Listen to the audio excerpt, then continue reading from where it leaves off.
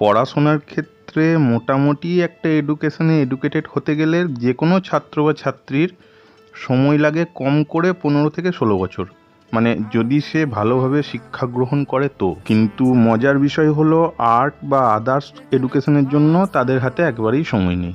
মানে 5-6 মাসের মধ্যে বা 1 বছরের মধ্যে যদি পুরো ব্যাপারটাকে সামাল দেওয়া যায় তাহলে ভালোই হয়, এরকম ধরনের একটা প্রবণতা। এবং শুধু এটা ছাত্রছাত্রী বলে নয়, অনেক অভিভাবকদের মধ্যেও কিন্তু এই ধরনের প্রবণতা দেখতে পাওয়া যায়। অর্থাৎ ওই একটু ক্লাসে গেলাম, টিচার একটু এমন কিছু টিক্স দেখিয়ে দিল, শিখিয়ে দিল যে আমরা সমস্ত কিছু শিখে গেলাম।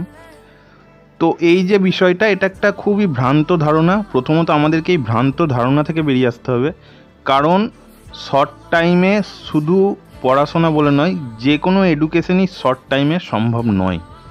এই ব্যাপারটাকে আমাদেরকে বুঝে ফেলতে হবে। খুবই হালকার উপরে একটা পেন্সিল স্কেচ করলাম আজকে। ছবিটা ভালো লাগলে লাইক করো, কমেন্ট করো এবং চ্যানেলটাকে সাবস্ক্রাইব করে দাও।